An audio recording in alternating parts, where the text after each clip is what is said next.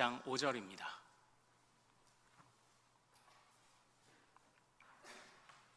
자, 우리 한 목소리로 같이 읽겠습니다. 시작. 예수께서 그들의 믿음을 보시고 중풍병자에게 이르시되 작은 자야 내 죄사함을 받았느니라 하시니 아멘. 우리 오늘 함께 읽은 이 말씀을 통해서요, 작은 자야 라는 제목으로 은혜를 같이 나누도록 하겠습니다. 하나님께서 또 오늘 우리에게 정말 깊게 기도할 수 있는 그런 또 영성을 허락하시고 우리 안에 거룩과 경건의 삶이 실제로 나타나도록 하나님께서 역사하실 줄로 믿습니다. 요즘 우리가 살아가는 시대를 100세 시대라고 이야기를 합니다. 이전보다는 확실히 평균 수명이 확 늘어났죠. 그래서 이제 우리 부모님들도 또 안타깝게도 먼저 이제 하늘의 부름을 받으신 부모님들도 계시지만 이제는 부모님들도 오랫동안 뵐 수 있는 기간들이 이제 더 많이 늘어났습니다. 그러다 보니까 이제 이 100세 시대라는 말이 우리가 피할 수 없는 변화가 직면했다라는 의미로도 이 100세 시대라는 말을 많이 사용을 하더라고요. 뭐 이제는 70세 은퇴의 개념이 없다고 합니다. 왜냐하면 우리가 한 30쯤부터 자리 잡아서 한 30년 정도 일하면 이제 은퇴를 하잖아요.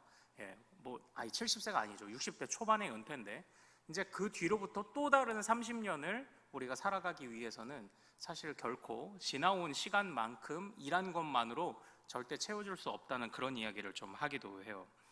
오래 사는 시대가 되었기 때문에 은퇴 개념도 사라질 거다. 그래서 평생 직장 개념도 사라지게 될 거다.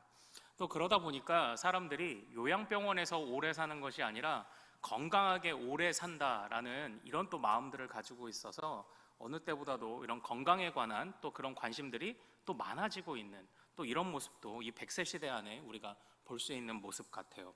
또 그러다 보니까요, 또 요즘 시대가요, 이전에는 우리가 대가족 시대에서 핵가족 시대가 되었다고 이렇게 얘기를 하잖아요.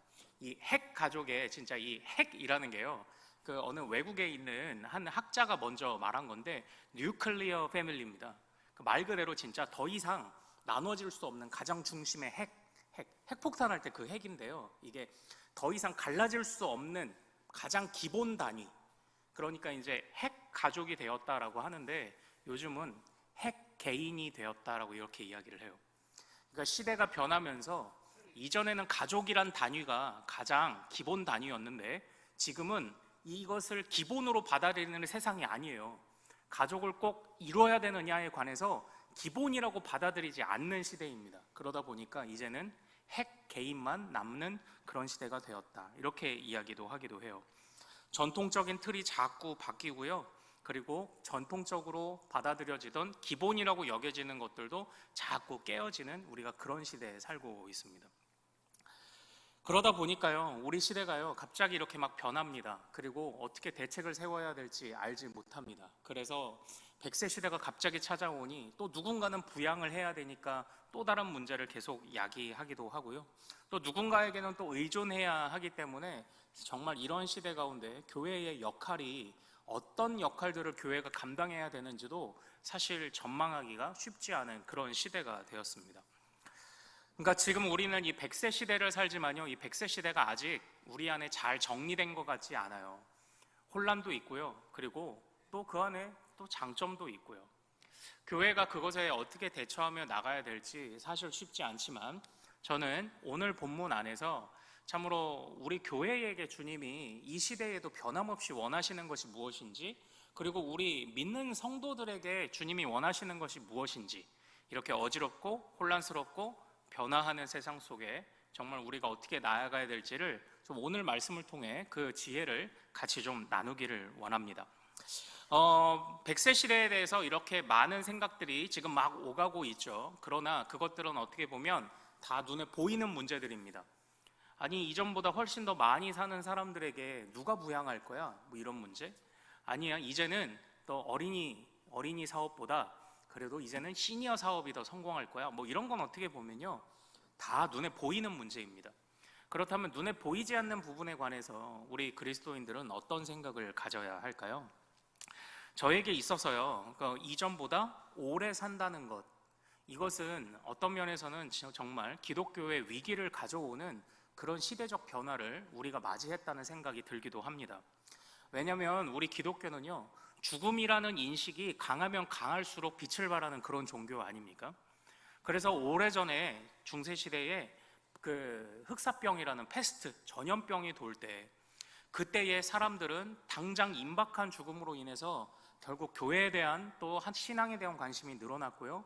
또 그때 헌신적으로 사람들을 돌보던 이런 목회자들과 교인들의 삶이 또 귀감이 되기도 했죠. 뭐 이런 예와 같이 기독교라는 건요, 어떻게 보면 임박한 죽음 또는 닥쳐온 죽음 앞에서 굉장히 빛을 발하는 그런 성격이 있습니다. 그런데 오래 산다는 건요, 한편으로는 우리 기독교에게 분명히 좀 불리하게 작용하는 면이 있습니다. 왜냐하면 사람들이 죽음에 관해서 묵상하지 않거든요. 사람들이 죽음에 관해서 정말 먼 일이라고 생각을 하거든요. 100세 시대가 되었으니까요. 어떤 분은 그렇게 이야기를 해요. 까딱하면 200세까지, 200살까지 사는 시대가 도래할 수도 있다, 이렇게 이야기를 하기도 해요. 정말 죽음이 멀리 이렇게 있을 때는요, 사실상 이 기독교의 이 복음을 가지고 설득하는 것이 결코 쉽지 않죠.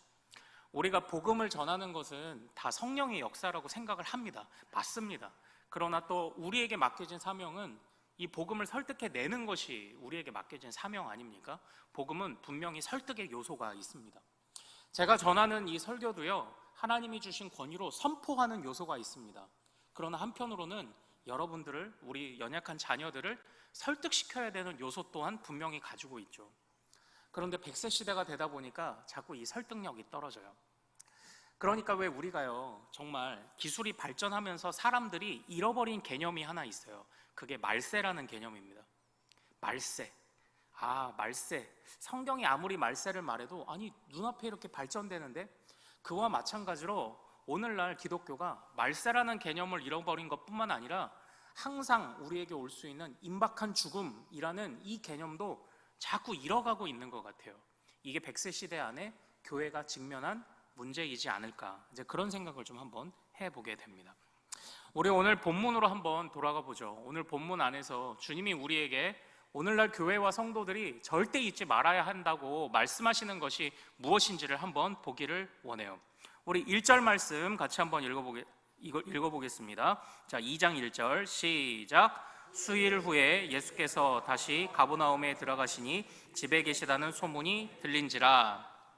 가버나움이란 지역은요, 그 북이스라엘의 그 갈릴리 호수 인근에 있는 지역입니다. 그런데 이 가버나움을 주님이 즐겨 가셨어요. 그래서 어떤 학자들은 이 가버나움에 주님의 집이 있었던 것이 아닐까, 또는 그것을 본부로 이 다른 갈릴리 지역을 중심으로 사역하신 게 아닐까, 이렇게 말씀을 하기도 해요. 그런데 한번 잘 보십시오. 집에 계시다는 소문이 들렸대요. 왜냐하면 주님이 집에 계시는 날이 그렇게 많지 않았기 때문이에요. 왜 집에 계시는 날이 많지 않았는지 아십니까? 우리 바로 주님이 때때로 사람들을 피해 다니셨기 때문에 사람들이 몰려올 것을 아시고, 그래서 주님은 집에 오래 그렇게 머무시지는 않았어요. 바로 이것이 1장 44절로 가서 한번 같이 읽어보겠습니다. 1장 44절. 자, 시작. 이르시되 삼가 아무에게 아무 말도 하지 말고 가서 내 몸을 제사장에게 보이고 내가 깨끗하게 되었으니 모세가 명한 것을 드려 그들에게 입증하라 하였더라. 아멘. 이렇게 돼 있죠.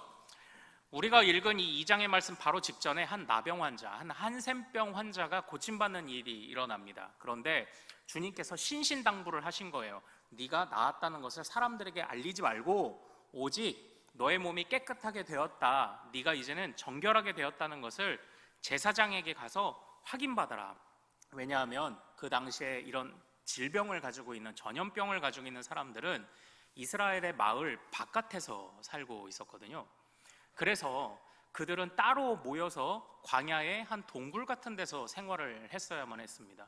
그래서 다시 그들이 자신의 집으로 돌아오기 위해서는 제사장에게 그것을 허락받아야 됐어요. 그런데 제사장 외에는 아무에게도 알리지 말라라고 말씀을 하셨죠. 그러나 1장 45절을 한번 같이 읽어보겠습니다. 자, 시작.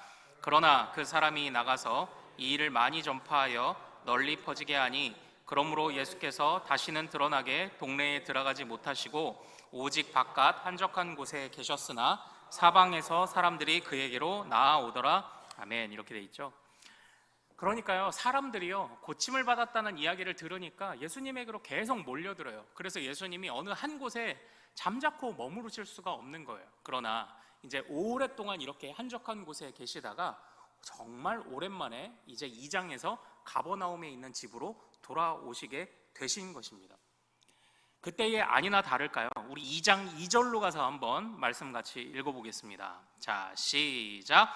많은 사람이 모여서 문 앞까지도 들어설 자리가 없게 되었는데 예수께서 그들에게 도를 말씀하시더니 이렇게 되어 있죠. 자, 예수님께서 그토록 피해 다니셨던 이유가 이 2장 2절에 보면 암시되어 있어요. 뭐 이미 답은 나왔죠. 사람들이 고침만 받기를 원한 거예요. 자, 그런데 한번 잘 보십시오. 어쨌든 그렇게 몰려든 사람에게 주님이 가장 먼저 하신 일이 무엇인지를 보십시오. 가장 먼저 하신 일. 자, 2장 2절 우리 하반절에 보면 예수께서 무엇을 말씀하셨다고 이야기합니까? 도를 말씀하셨다 이거예요. 예수님은요 연약한 자들을 고치는 데 관심이 분명히 있으셨습니다. 그러나 그게 전부라고 생각하지 않았어요. 예수님에게 몰려든 사람들에게 가장 먼저 하신 예수님의 행동이 무엇인지 보십시오.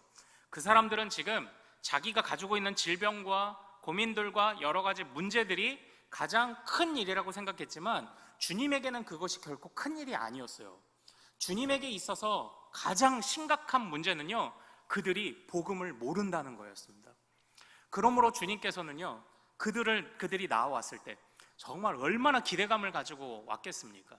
얼마나 그들이 예수님을 보고 자신의 병이 치료받을 것을 기대하고 왔겠냐고요.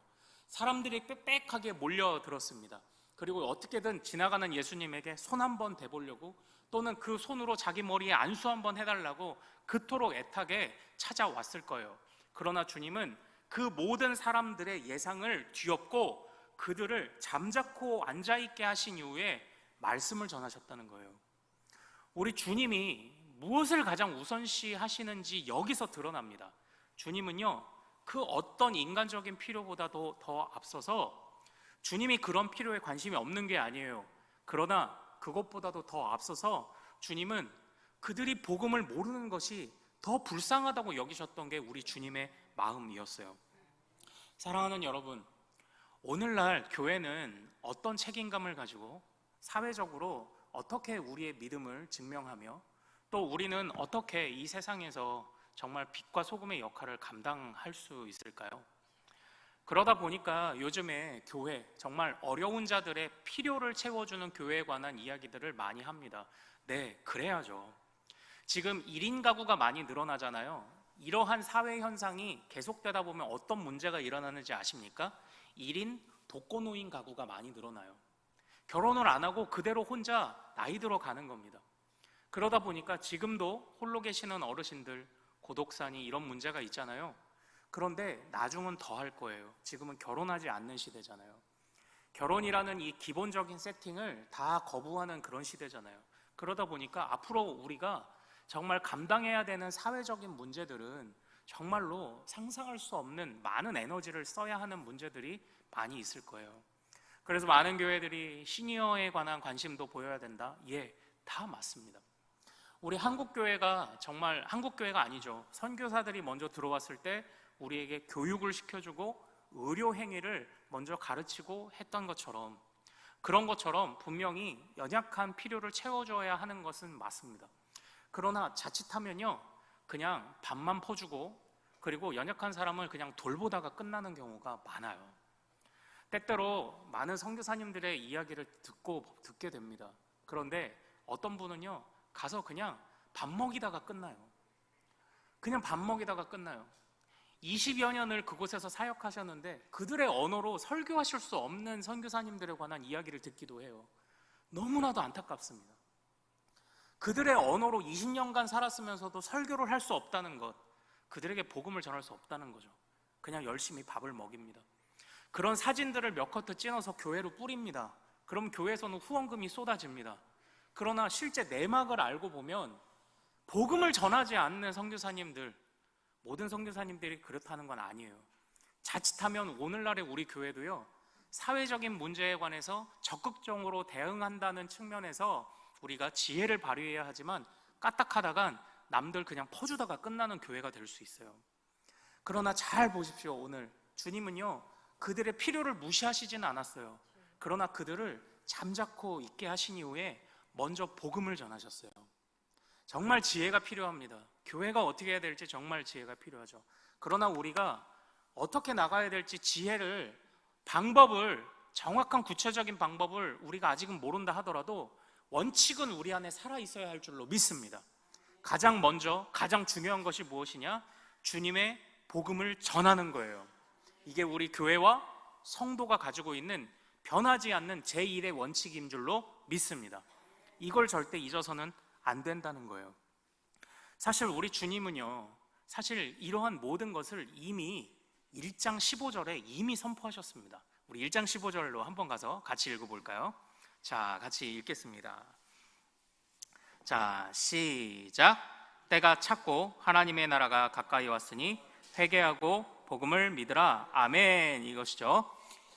저는요, 언제 한번 이 마가복음을 읽을 때요, 예수님의 명령에 집중해서 읽어본 적이 있었어요. 명령을 체크를 하고, 특별히 1장부터 3장까지는 예수님의 갈릴리 사역인데, 이때에 예수님의 사역의 방향성을 다 선포합니다.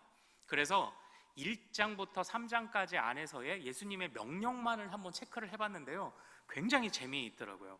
그런데 예수님의 첫 번째 명령이 이것이었습니다. 때가 찼고 하나님의 나라가 가까이 왔으니 회개하고 복음을 믿으라. 이게 예수님이 주시는 1번 명령이에요. 그러면 곧 무엇을 의미합니까? 예수님은 앞으로 이 말씀대로 사역을 하실 거라는 거예요. 그래서 예수님의 모든 사역은요, 회개하게 만드는 사역과 복음을 전하게 만드는 사역, 이 두 가지에 집중적으로 귀결될 겁니다. 이 두 가지를 핵심으로 사역을 하실 거라는 선포를 이미 하신 거예요. 그리고 그 선포를 따라 주님이 그걸 지켜나가고 계신 거죠. 그래서 연약한 자들을 고치시고 그들을 통하여 하나님의 나라는 온전하게 하는 나라다라는 것을 선포하신 것은 사실이지만, 그러나 병 고침만을 바라는 자들이 나왔을 때는 주님은 도망 다니셨어요. 주님은 그들을 결코 만나기를 원치 않으셨다는 거예요. 왜냐? 그들에게 무엇보다 중요한 것을 몰랐기 때문이에요. 가르치기도 하셨죠. 그러나 듣지 않는 자들을 향하여 주님은 그 발에 먼지를 털고 그 집을 나오셨습니다. 복음에 관심 있는 자, 복음을 듣는 자, 그들이 형제 자매가 되었을 때 그들을 품으시는 거죠. 우리 교회도, 우리 성도들도 이제 이러한 사역에 관해서 우리가 또 집중하기를 소망합니다. 자, 그런데요, 그때 그렇게 소문만 듣고 몰려든 이들과는 무언가 조금 다른 사람들이 나타나기 시작했습니다. 우리 마가복음 2장 3절과 4절을 한번 같이 읽어보겠습니다. 자, 마가복음 2장 3절과 4절입니다. 자, 시작. 사람들이 한 중풍병자를 네 사람에게 메워가지고 예수께로 올세, 무리들 때문에 예수께 데려갈 수 없으므로 그 계신 곳에 지붕을 뜯어 구멍을 내고 중풍병자가 누운 상을 달아 내리니. 아멘. 이렇게 돼 있죠. 그때 똑같이 소문을 듣고 모여든 자들 중에 특이한 사람들이 나타났습니다. 바로 누구냐면 지붕을 뜯고 나타난 사람이에요. 사실 오늘날 우리의 건축 문화로는 상상이 잘 안 가죠. 제가 이제 가끔 그런 얘기를 해요. 성경 이해하기 어려우시죠? 성경 이해하기 어려운 이유는 여러분들이 유대인이 아니고 로마인이 아니기 때문입니다. 제가 이렇게 얘기를 해요. 그러니까 문화 차이예요, 문화 차이. 그 당시에 이스라엘의 집은요, 그 옆으로는 이제 벽돌을, 이렇게 진흙 벽돌을 만들어서 하지만 이제 지붕에는 나무를 이렇게 연결해요. 나무를 쭉 이렇게 수평으로 깝니다. 그리고 그 위에 이제 황토 같은 것들을 하고, 그리고 오늘날도 이제 어디 다큐멘터리를 보니까 이제 석유나 이런 것들이 많이 나는 중동 지방이잖아요. 그래서 타르니 뭐니 이제 아스팔트를 방수제로 이렇게 바르더라고요. 그러니까 사실 지붕에 올라가서요, 맘만 먹고 이렇게 캐내면은 그 지붕을 벌려낼 수 있는 거예요. 그 흙을, 말라버린 흙을 깨고 그리고 나무를 걷어내면 걸러낼 수 있는 거예요. 그때 한 중풍병자를 네 친구들이 그리고 그들을 메어서 줄로 달아내리는 바로 그런 일이 일어났습니다. 어떻게 보면 이 사람들도 참 대단한 열심이죠. 대단한 열심이에요. 예수님이 가버나움에 오셨다는 소문을 똑같이 듣고 나타났습니다. 그러나 그들에게는 차이가 있었어요. 자, 우리 2장 5절 말씀 한번 같이 읽어보도록 하겠습니다. 자, 시작. 예수께서 그들의 믿음을 보시고 중풍병자에게 이르시되 작은 자야 내 죄사함을 받았느니라 하시니 아멘. 주님께서 그들의 무엇을 보셨다고 말씀을 하고 있습니까? 믿음을 보셨다요. 바로 이겁니다. 모여든 수많은 사람들 중에서 그들이 특별했던 이유, 아니 주님이 갑자기 말씀을 전하시는데 갑자기 천장이 열리면서 그냥 열렸을까요? 진흙부스러기가 막 떨어지고, 아니면은 혹시라도 모르게 발라놨을 그 타르니 기름들이 막 뚝뚝 떨어지는 그 와중에 예수님의 설교를 방해한 거잖아요. 그런데 예수님이 그들을 꾸짖지 않으셨어요. 예수님은 그들의 마음을 관통해 보신 이후에 그들의 안에 믿음이 있음을 아셨습니다. 그래서 많은 사람들을 예수님께서는 잠시 기다리게 하시거나 또한 복음이 먼저다라고 먼저 듣게 하셨지만, 이미 예수님을 향하여 참된 믿음을 가져오는 자에게는요, 주님이 그에게 즉시로 반응하셨다는 거예요. 그들의 믿음을 칭찬하셨습니다. 그리고 병고침에 앞서서 가장 먼저 그에게 선포하신 말씀이 있죠. 내 죄사함을 받았느니라. 여기서도 드러납니다. 주님은요, 그 사람의 육신의 질병을 고치는 것보다 그의 영혼이, 왜냐하면 육신은 이 세상에서 100년 동안 그냥 누리는 거잖아요. 그런데 영혼이라는 것은 우리가 영원히 누려야 되는 것이잖아요. 물론 우리가 신령한 몸으로 하나님 앞에 부활할 때에는 정말 우리의 육신과 영혼이 함께 만나 지금과는 상상할 수 없을 만한 부활한 주님의 신령한 몸과 같이 우리도 정말 아름다운 변화산의 역사를 경험하게 될 겁니다. 그러나 눈에 보이는 그 육신의 문제가 다가 아니라고 여기시는 거죠. 주님이 여기서도요. 가장 먼저 그를 불쌍히 여기시고 믿음을 보시고 일어나라가 아니라 내 죄사함을 받았느니라를 주님이 먼저 선언을 하셨다는 거예요. 여기서 바로 주님이 무엇을 정말 가장 우선시 여기시는지를 우리가 여기서도 이제 볼 수 있는 겁니다. 주님의 분명한 관심사를 보여주는 것이죠.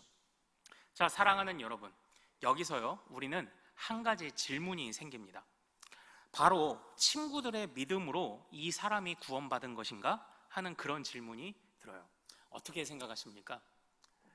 또는 우리가 요즘은 중보기도라는 표현을 잘 쓰지는 않죠. 이게 중보자는 하나님, 예수님밖에 없다. 그래서 도고기도니 사랑의 기도 이렇게 이야기를 합니다만, 어쨌든 중보기도로 다른 사람을 구원할 수 있을까요?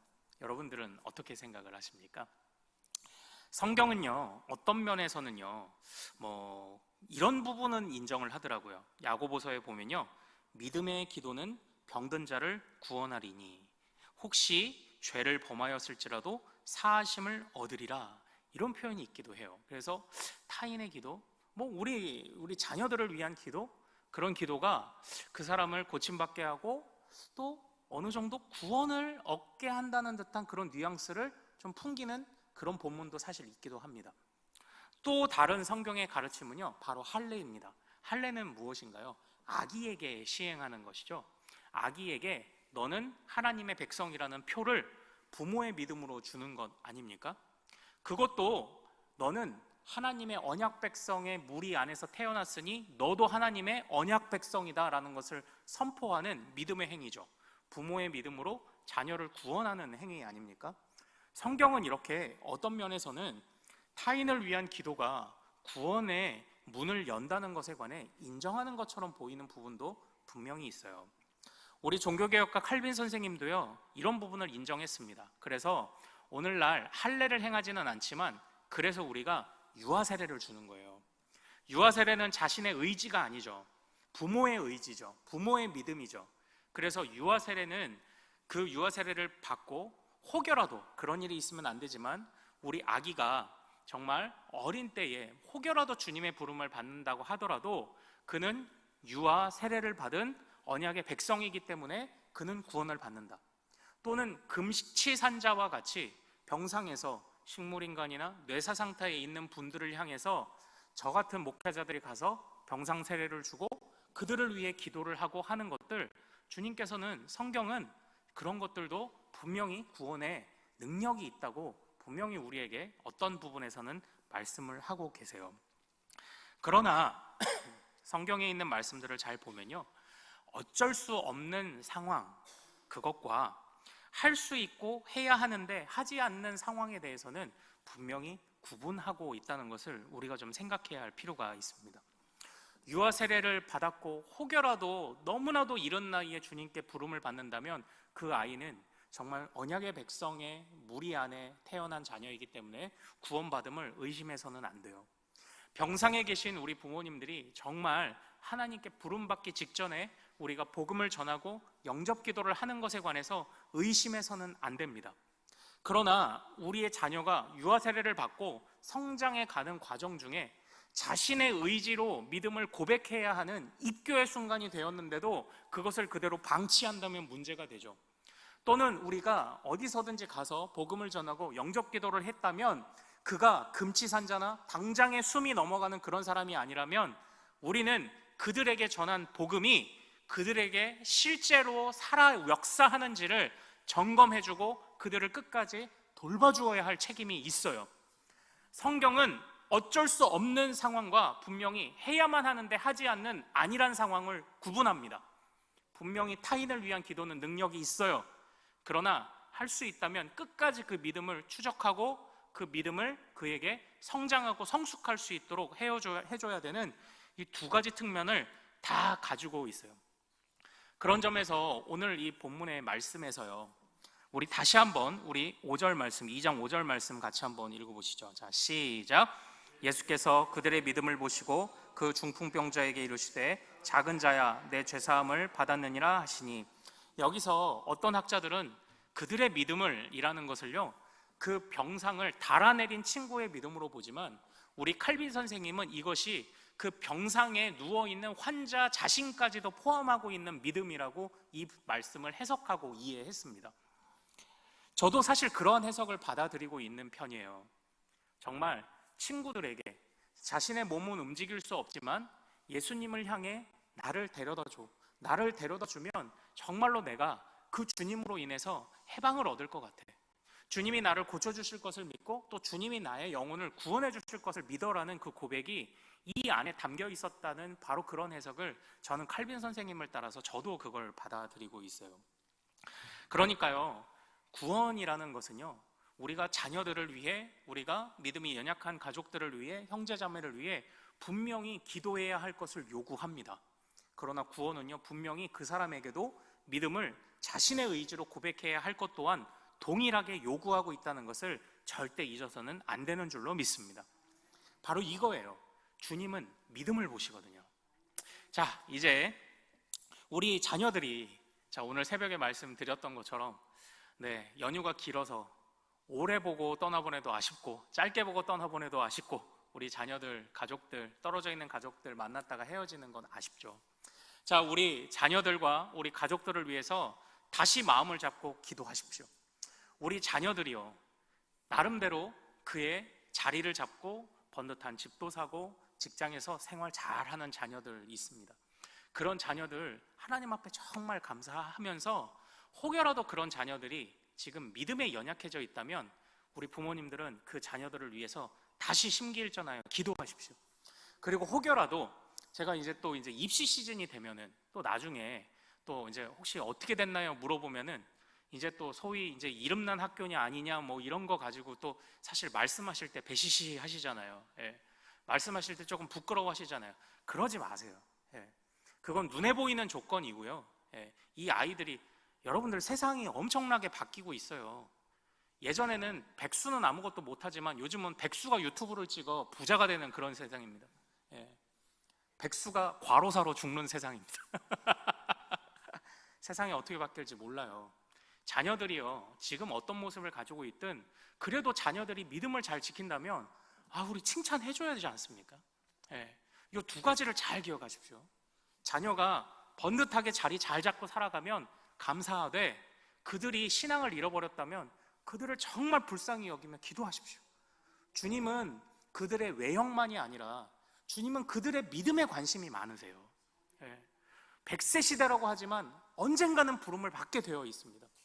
혹여라도 또 우리 자녀들이 지금은 사회에서 두각을 나타내고 있지 못하다 하더라도 그래도 그들이 믿음 안에 거하고 있다면 그들을 격려하고 인정하고 기다려 주십시오. 뭐 엄마 아빠가 1, 2년 좀 더 고민하고 좀 더 수고하면서 아이들 조금 밀어주면 되잖아요. 이 아이들이 어떻게 될지 어떻게 압니까? 사실 그 부모님들에 대한, 우리 자녀들에 대한 부모님의 걱정이 사실 쉽지가 않죠. 끊어질 수가 없죠. 엄마의 기도, 아빠의 기도는 일평생 계속되죠.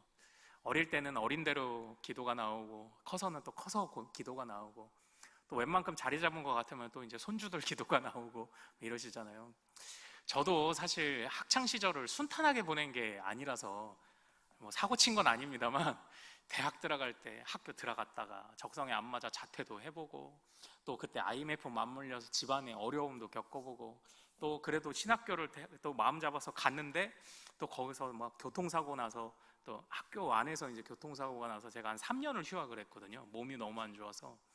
또 그러다 보니까 저희 아버지가요, 제가 학교도 신학교도 결국은 삼수해서 들어갔지, 자퇴도 한 번 했지, 또 게다가 또 빨리 졸업해서 안수를 빨리 받아야 되는데 또 제가 막 휴학 기간도 길어지지 이러니까요, 아버지 부모님이 저를 엄청 걱정하셨어요. 그런데 제가 28살인가 학교에서 무슨 대회에서 상 하나를 받고 나니까 그때부터 말씀을 안 하시더라고요. 그때부터 별 말씀을 안 하세요. 아, 얘가 뭔가 하긴 하는구나, 약간 이러신가 봐요. 부모님들이 그러신 것 같아요. 부모님들이 그러신 것 같아요. 그리고 저도 그렇습니다. 우리 아이들 보면 또 이제 요즘에는 제가 안 그러는데 오늘 갑자기 날씨 춥잖아요. 아침 되면은. 예전에는 저희 이제 아이들이 어릴 때 그렇게 고집 부리면서 반바지 입고 나가겠다고 그러면요, 저희 왜 걱정되면 자꾸 화내는 분들 있잖아요. 저도 막 그래요. 야, 감기 걸리면 어떡해? 긴 바지 입고 가! 이게 사실 걱정되는 거잖아요. 근데 걱정되면 화내시는 분들 있죠. 오늘은 또 반바지를 입고 간다고 그래서 그래, 가라. 경험해봐야 알지. 지가 깨달아야 알지 뭐 어떡하겠냐. 저도 이제 마음이 온유한 사람이 되었는데 부모님들이 자녀들을 향한 걱정이 이렇게 끊이지 않죠. 그러나 무엇을 위해 걱정하고 있는지를 한번 잘 생각해 보십시오.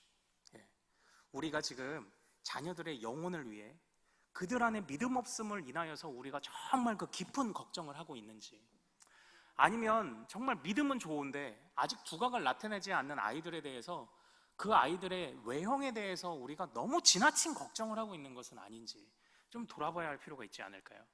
어쨌든 주님은요, 우리 자녀들뿐만 아니라 어느 누구라도, 우리라도 우리가 이 세상에서 제 역할을 감당하고 건강하게 살고 관심이 없으신 건 아니에요.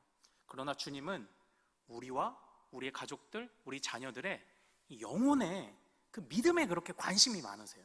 이게 주님이 원하시는 바로 첫 번째인 줄로 믿습니다. 우리 교회도 그것을 따라가야 하지 않겠습니까? 이제 마지막 마무리를 좀 하겠습니다. 저는 이 5절 말씀에서 보면서요, 예수께서 그들의 믿음을 보시고 중풍병자에게 이르시되 작은 자야, 저는 이 작은 자야라고 부르신 것이 그렇게 좀 마음에 감동이 되더라고요. 첫 번째는 그겁니다. 비록 이 사람은 어쨌든 환자고 움직일 수 없는 사람이지만요, 이것이 그 안에 몰려든 수많은 사람들을 향해 하시는 주님의 말씀 같아요. 그 안에서는요, 나름대로 사회적인 성공도 이루었고 하지만요, 저마다 다 약점을 가지고 있는 사람들이 몰려온 거잖아요. 그 중에는 다 가난한 사람들만 왔을까요? 부자인 사람도 자기가 고칠 수 없는 불치병들을 안고 주님께 나와왔을 겁니다. 이것이 그들의 영적 상태죠. 정말 우리는요, 이 세상에서의 수많은 번영, 아 그래, 주님이 그렇게 은사 주시면 그 은사대로 성공해서 많이 나눠, 많이 벌고 많이 나눠, 주머니를 비워, 얼마나 아름답고 좋습니까? 할 수 있으면 하죠. 하면 좋죠. 그러나 겉은 멀쩡해도요, 모든 사람은 작은 자라라고 여기시는 주님의 마음 같아요. 그러니까 이 세상에 작지 않은 사람 없습니다. 우리만 도토리 키재기 하면서 살아가지 주님 앞에서는 다 작은 자예요. 그의 영혼이 주님 앞에 바로 서 있지 않으면 다 작은 자입니다. 우리가 이것을 기억해야 합니다. 그리고 또 하나, 이 작은 자를 부르시는 주님은요, 그래도 어느 한 사람이라도 포기하지 않으시겠다는 주님의 마음 같습니다. 주님이 우리의 자녀, 주여 우리의 자녀 지금 번듯하게 직장 생활은 잘하고 가정도 꾸리고 하는데 믿음이 연약합니다. 주여 우리 자녀를 작은 자로 여기시고 불쌍히 여겨 주옵소서 하고 기도할 때 또 주님이 그 마음을 돌이키는 역사를 또 나타내 주실 줄로 믿습니다. 주여 우리 부모님 요양병원에서 아유 너나 잘 믿어라 하시고 계시지만 주님 그 마음 열어 주옵소서. 우리 부모님에게 내가 기회 닿는 대로 찾아가서 그곳에서 그 영혼을 위해 기도하고 복음을 전하겠나이다. 그때의 주님이 우리 부모님들을 또 작은 자로 여기며 불쌍히 여겨주실 줄로 믿습니다. 작은 자를 부르시는 주님, 정말 세상 모든 사람들이 작은 자라고 말씀하시는 주님, 눈에 보이는 것이 아니라 그들의 영혼의 상태에 정작 관심이 많으신 주님, 우리도 우리 교회도 우리 가족과 우리 세상의 영혼의 구원에 관심을 가장 먼저 기울이는 그런 교회와 성도들이 되기를 소망합니다. 우리 같이 찬양하며 기도하겠습니다. 자, 우리 주의 보좌로 나아갈 때 나를 구원한 주의 십자가 그것을 믿으며 가는, 자 우리 사랑하는 가족들, 우리 모든 형제자매들이 주의 십자가 바라보며 살도록 우리 같이 찬양하며 기도합시다. 우리의 영혼도 주의 보좌로 나아갈 때에 어떻게 나가야 할까? 나를 구원한 그의 십자가, 나를 구원한 주의 십자가 그것을 믿으며 다시 한번 주의 보좌로 나아갈 때 어떻게 나가야 할까? 주의 보좌로 나아갈 때에 어떻게 나가야 할까? 나를 구원한 주의 십자가 그것을 믿으며 가네. 자격 없는 내 힘이 아닌, 자격 없는 내 힘이 아닌 오직 예수님의 보혈로, 오직 예수님의 보혈로, 자격 없는 내 힘이 아닌, 자격 없는 내 힘이 아닌 오직 예수님의 보혈로, 십자가의 보혈, 십자가의 보혈, 완전하신 사랑 힘입어 나갑니다. 십자가의 보혈, 십자가의 보혈, 완전하신 사랑 힘입어 예배하. 자격 없는 내 힘이 아닌, 자격 없는 내 힘이 아닌 오직 예수님의 보혈로, 오직 예수님의 보혈로, 자격 없는 내 힘이 아닌, 자격 없는 내 힘이 아닌 오직 예수님의, 오직 예수님의 보혈로, 십자가의 보혈, 십자가의 보혈, 완전하신 사랑 힘입어 나갑니다. 십자가의 보혈, 십자가의 보혈, 완전하신 사랑 힘입어 예배합니다. 우리 오늘 말씀 붙잡고 같이 기도하기를 원합니다. 주의 나라는 돈으로도 못 가고 지식으로도 못 갑니다. 오직 주님의 보혈로 가는 것이죠. 주님도 그것을 아셨기 때문에 주님의 모든 사역에서 바로 주님께서는 복음을 선포하시고 예수 그리스도를 따라오는 주님의 제자가 되게 하셨습니다. 우리 이 시간 우리의 사랑하는 가족들, 자녀들, 그리고 우리 자신 영혼을 위해서 먼저 기도합시다. 하나님, 주님이 중요하게 여기시는 것을 우리도 따라가게 하시고 그 어느 것보다도 어떤 외형에 관한 것들보다도 그 영혼의 구원을 위하여 믿음을 보시는 주님, 믿음으로 고백할 때 역사하시는 주님, 어쩔 수 없는 상황에서는 우리가 최선을 다해 기도하고 연로하신 부모님, 연약한 자녀들을 위해 우리가 최선을 기도하되 또한 그들이 복음을 받아들였을 때 복음대로 믿음대로 살아가기를 위해서도 함께 기도하는 또 우리들이 될 수 있도록, 우리 자녀들이 될 수 있도록 우리 오늘 말씀 붙잡고 같이 기도하겠습니다. 주여 믿음을 허락하여 주옵소서. 주의 이름 크게 한번 부르고 기도합니다. 주여!